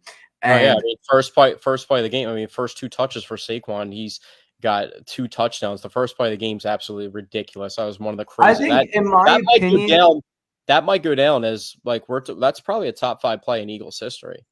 I think there was 2 top Eagles postseason plays in that game. That being one of them. I think from that play onward, I think the game was already over. When you look at the Commanders, you utilizing an 18 play, 7-minute drive, With get 2 downfield, fourth settle down for a field conversions. goal. Yeah, 2 fourth down conversions, settle for a field goal. Then the Eagles get the ball first play, Saquon Barkley touchdown. It's like after that, that's just game in a sense where it's like how deflating must that feel where you just put everything into selling for a field goal and then first play Eagles Saquon Barkley score. It's like the game was over. It's in a way the game was over from that point on, in my opinion. But another point in the game where even if you want to say, still very early, still a close game. The other play that was a huge turning point, which I think will also go down as the top play in Eagles postseason history, 4th and 5. Oh, I'm Merrill glad you're Reese. bringing this up because I was actually going to bring up how this is like maybe the most underrated play in Eagles history. Yeah, I don't know if you go on Twitter after Eagles games and look at the Merrill thread posted by Nick Pacone, if that's his last name. But I do after every game, and I watch every single play with the Merrill Reese and Mike Quick call. But Merrill Reese was like, they should not go for this here. He did not want them to go for it. And not only did they go for it, but that play call, that's something they've done a lot this season where it's 4th down. you as a defense in the NFL, you expect the team on fourth down to try and just get enough yards to get the first down because it's fourth down. You know what I mean? Like, let's not get crazy. Let's just get first down yardage. But the Eagles use that to their advantage, and they've done that all season where fourth down. I mean, there was like 4th and 2s earlier in the season where it's like, well, they haven't done that in a while, but I was going to bring up because that was actually that was the next thing I was going to say. That's crazy that you brought that up because I was going to say, like, no one's talking about how they just threw an absolute bomb to AJ Brown on fourth down, and it was very reminiscent. I think in the Giants game, in the first Giants game, it was like 4th and 3, and they threw like a 47 or 48 I think yard they did it. touchdown I think they did it a few times though. I It remember might have them doing happened it. also in the Browns game too, but I know I in the think it Giants was game, the AJ had Browns. like I a think it fourth. was. I think it was the Browns. He had like where a they 4th and did it. 3, and it was like the second quarter before they really started putting it on them, and he just threw a bomb to AJ, and it was a perfect pass. And I mean, to watch AJ just be able to open up his game after having like 3 total catches in the first two things, and the best part about it was they weren't like trying to force feed him. It was just becoming it was just natural, and it was just great play calling by Kellen Moore, and Jalen was putting the ball on AJ, and he was converting, making catches. I mean, Devontae had another crazy NFC Championship catch. A lot of people remember the NFC Championship catch on fourth down versus the 49ers in 2022 season.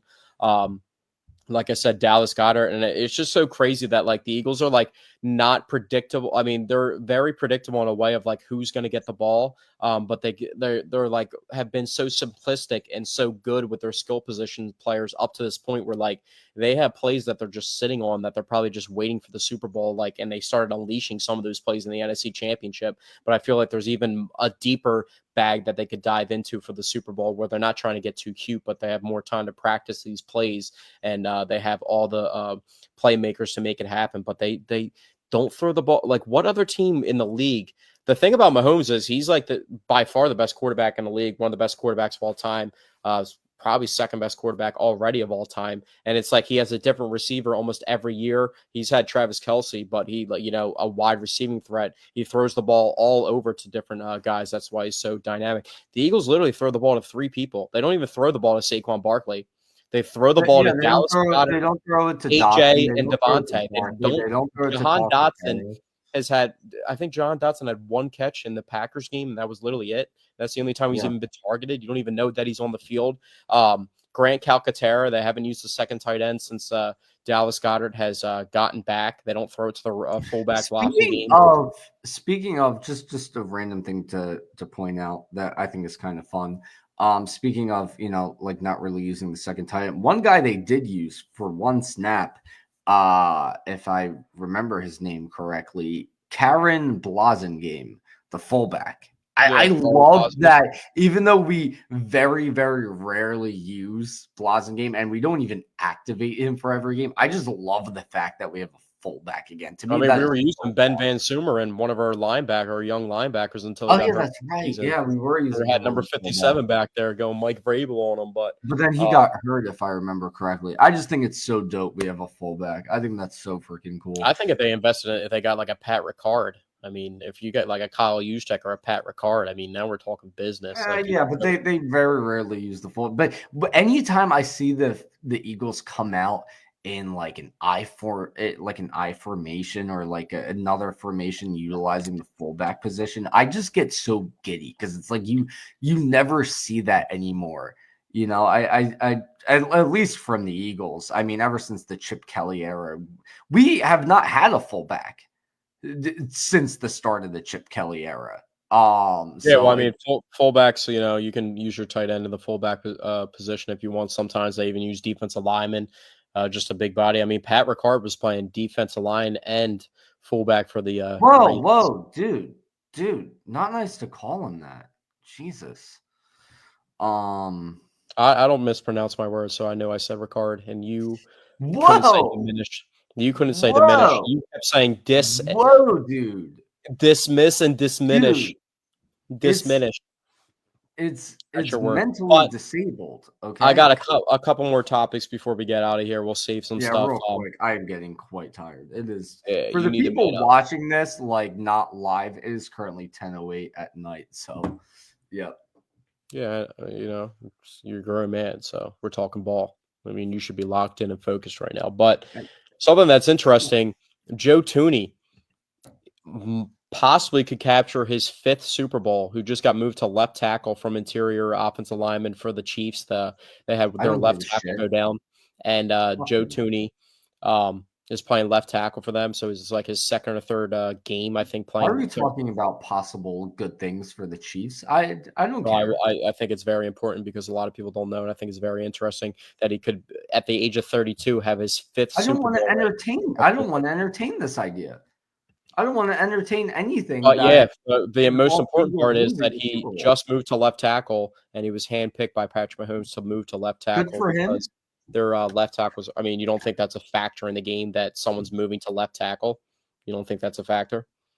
Well, I think that's a factor, but I don't want to talk about, oh, he might win his 5th Super Bowl. Fuck I it. mean, I Screw don't think a lot of people know that it. he could possibly become like the second player ever to have 5 Super Bowls. But regardless of that fact, speaking of another Chiefs guy, I mean, I feel like now what Nick Sirianni has strung together in a short period of time, 2 Super Bowl appearances, and as much as I love Andy Reid, he was my the coach of my childhood from when I started comprehending football to like the first 10 to 12 years of football that I watched.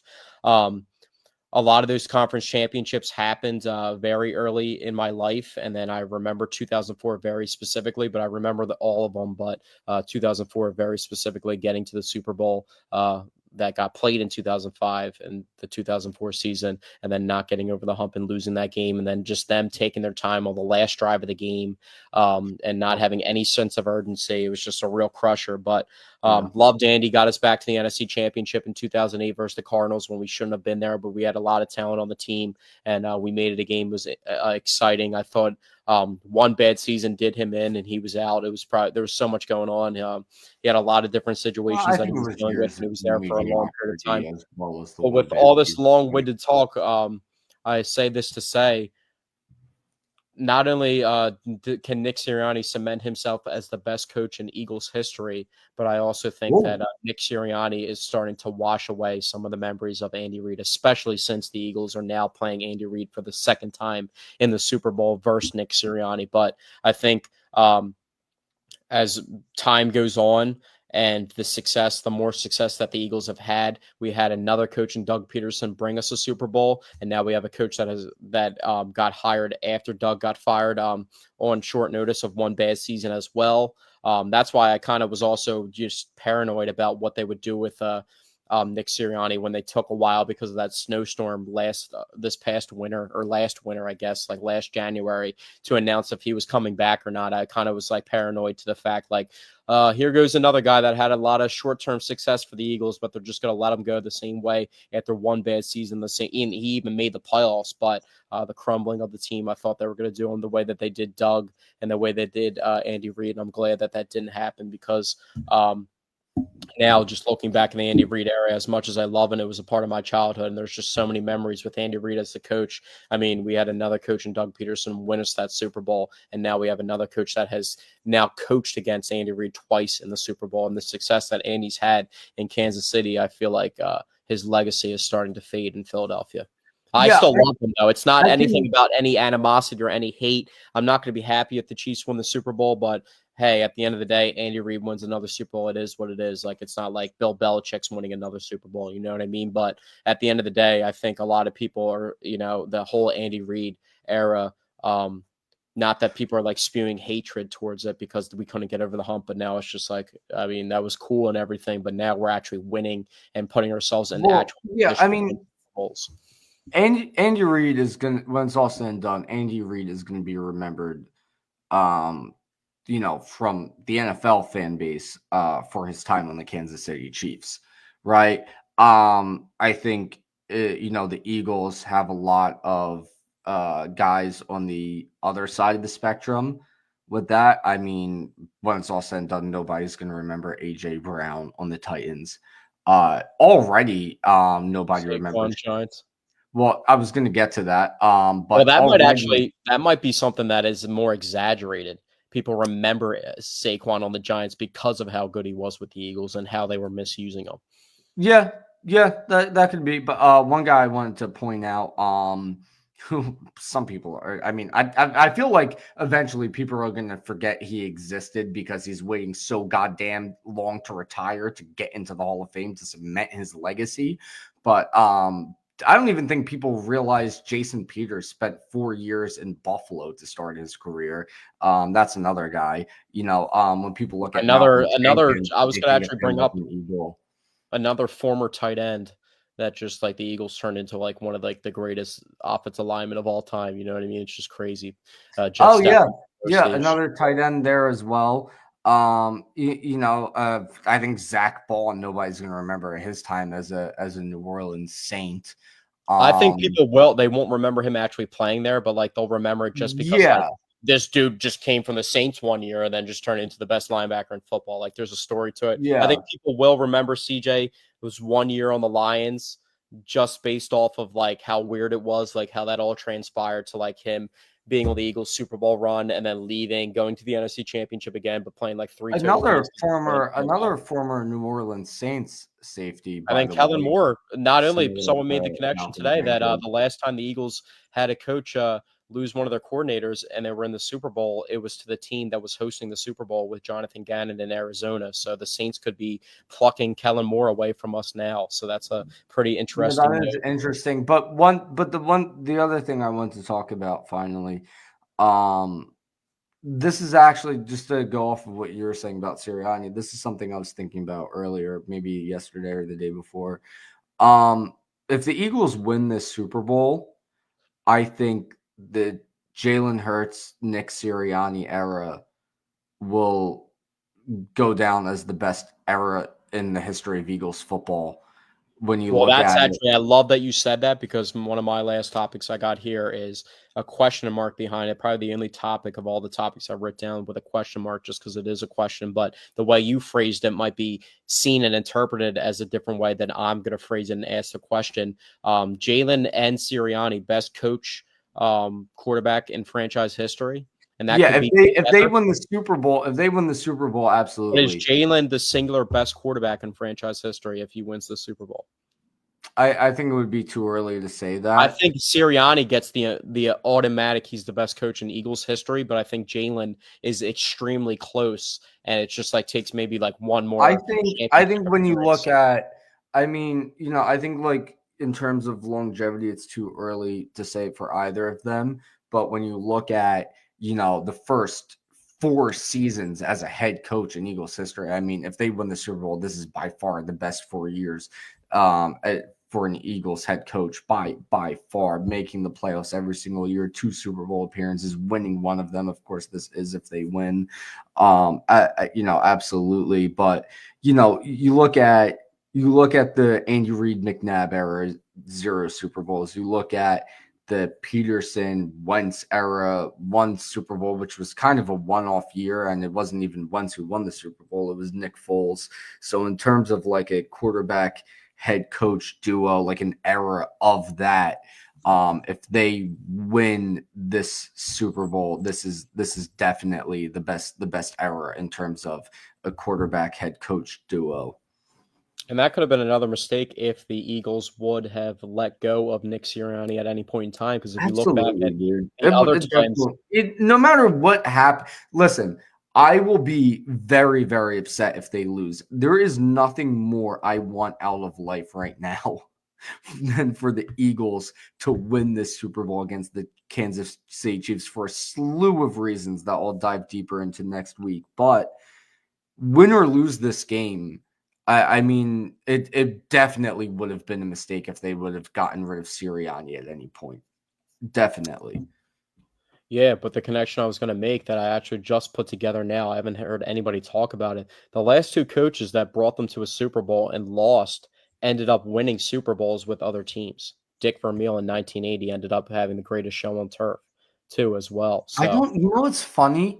I knew that, but I don't make the connection in my head as that being the same person, just because it was like damn It was near like 20 years later. Yeah, it was like 20 years later. Like when I picture Eagles Dick Vermeil, I picture like a young guy transforming a I know he franchise. was also older And too, then I but picture Dick Vermeil with the Rams, and I picture this crinkly old man, like, you're getting out of the game now at this stage of the yeah, game. Dick Vermeil reminds it's me. like a whole different person in my head. Dick Vermeil reminds me of like Pete Carroll a lot, just like the way that they, like, I don't know, they feel like they look alike and stuff, and they just have a lot of similarities. But I mean, it also took what, Andy, 14 years from when he lost the Super Bowl with the Eagles to when he won the Super Bowl with the Chiefs from 2005 to 2019, I'm pretty sure. So, Yeah. yeah, it was a long period of time. It's just Andy's looked the same for forever. One last thing before we get out of here, and then we'll save a lot of the topics that we're going to talk about for the game for next week. We'll probably do the podcast later on in the week to gather all the information and have the best possible podcast we can for you guys. But an interesting story emerged right before. Actually, that just reminded me. There's one last thing to bring up real quickly. But an interesting story at the end of last week emerged before the game that kind of was a little bit emotional as well. Darius Slay said that he's 85% leaning towards playing again next year, but thinks it's most likely not going to be with the Philadelphia Eagles. So Yeah, I did see that. that ended up coming out. I'm all for bringing Darius Slay back, and there's a potential out of his Who contract. else is going to play outside corner opposite? First of all, he's not even going to be making more than like 13 million next year. His base salary, I think, is like 11 million. There might be like a 1.5 million dollar signing bonus. He's still playing at a high level, and there's a bunch of dead cap that you're going to take on. So I'd rather them go try and figure out what's going on with that James Bradbury contract and get out of that, and maybe move the Bryce Huff contract and save some money. But if it takes a little bit of money, just, if we're going to pay what we were already going to pay Darius Slay and he wants to play again, I think it would be really good for our secondary to stay intact like that. And I think he could play even more of a diminished role to where maybe they try Cooper at outside corner and maybe move Darius Slay into the nickel. I know they love their Cooper's physicality closer to the line. I think Cooper is a nickel corner through and through. I don't think he would. I don't think there's a massive drop off. I'm not questioning his ability to play outside corner. I just think nickel corner is where he's supposed to be. I think that best suits him, but also I don't think if you asked him to go play outside corner, I don't think there would be like a massive drop off. I don't think so either, but I think I think the way his game is, he's just so valuable in the nickel. I wouldn't want to move him outside. I mean, I would let Darius Slay come back. It's just a tough task to ask like a 35-year, like in the playoffs next year, he'll be 35 years old trying to run with defensive backs. He had a lot of injuries sneaking up on him this year. Maybe that's why. A good point. You know what? Now that you bring up the injuries, I'm okay cutting him loose, because it's like if he's dealing with this many injuries, at age 34, imagine at the even bigger drop off. I know he's just playing. He really is playing at an extremely high level still, though. He is playing elite. He like almost the idea that he can continue to play at like a high level at age 35 kind of feels like a risk. So it's like if he wants to go elsewhere, then I guess I'm okay with that as long as we get a good replacement for him. Maybe give Keeley Ringo or Isaiah Rodgers a shot. Who knows? I don't know. You have one more topic, or? Yeah, but I feel like people just don't appreciate Darius Slay enough, though. I feel like listen, I've been a huge advocate for Slay all year on this podcast. People forget just like close to like 5 years ago, before we made the Darius Slay trade, that there was a gigantic issue at corner. As much as an issue that we had at trying to find a wide receiver and draft the right wide receiver and just whiffing on Jalen Reagors and JJ Arcega-Whitesides, we were doing the same thing with defensive backs. And the Darius Slay trade, finally, we went out and secured a top talent at that position. And not only did we secure a top talent at that position, it was like the first time that it's worked to that level since like we got Asante Samuel back in the day. So we whiffed on guys like Byron Maxwell and Nnamdi Asomugha, only for Darius Slay to step up huge and be a huge part of the Eagles' success since he's been here. That trade was a bargain when they got him, and they had a tough first season when he first got here. And there's a little bit of risk trading for a 29-year-old. But when the Eagles started to get good in 2021 and make the playoffs with Nick Sirianni taking over as coach from 30 to 33, his age seasons. I mean, Darius Slay was a 3-time Pro Bowler. So, I mean, I feel like people really just don't think about the impact that Darius Slay and just how big of an impact that he made since they made that trade. And that was when they were bad. And then just like the way that they were able to turn around, having like a cornerstone defensive piece like him, that was a perennial Pro Bowler. I think now that you say all that, I think Slay has the chance to turn into one of those Philly athletes where they get a lot more praise after their time in Philly. You know, like you for example, you know, there's guys like Bobby Abreu. Actually, he still doesn't even get that much praise, but Iggy is a guy. Allen Iverson. I think Allen Iverson. Iggy's getting number 9 retired by the Golden State Warriors. Isn't that pretty crazy? I didn't know that, but I mean, I think that was actually announced today. Wow. I think Iverson's the biggest example, though. I mean, towards the end of his time in Philly, he was starting to get a lot of hate. And now looking back, you know, Iverson gets nothing but praise from Philly fans. Well, I mean, Jalen Hurts is probably going to be that guy. I mean, everybody criticizes him. Yeah, Jalen Hurts. Yeah, Andy Reid is another guy. Not really. Yeah, but we were just talking about the Andy Reid. Andy Reid was like the one claim to fame that we used to have of like success was like, oh, well, we made it to all these conference championships in a row, and we made it to a Super Bowl, but it was really us just claiming like a lesser accomplishment than the Bills making 4 straight Super Bowls in a row and losing. You know what I mean? So that's why I really feel like that era is fading. But one last thing before we get out of here, rumors are beloved. I mean, we love Howie Roseman. We love Jeffrey Lurie.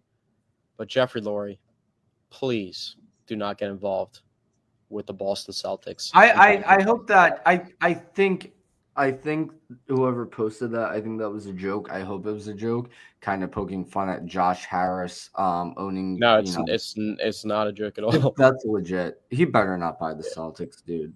We already got Devontae Smith repping the Celtics heavy. We already got the Sixers not posting anything. You know, that's another thing that got really underrated. Remember when Allen Iverson would like show up to like a ceremony at like the Sixers game or like something, and they bring him back as like a retired player and stuff? He'd be wearing like a Yankees hat, or he'd be wearing like, I think the one time he was literally dripped out in Dallas Cowboys gear.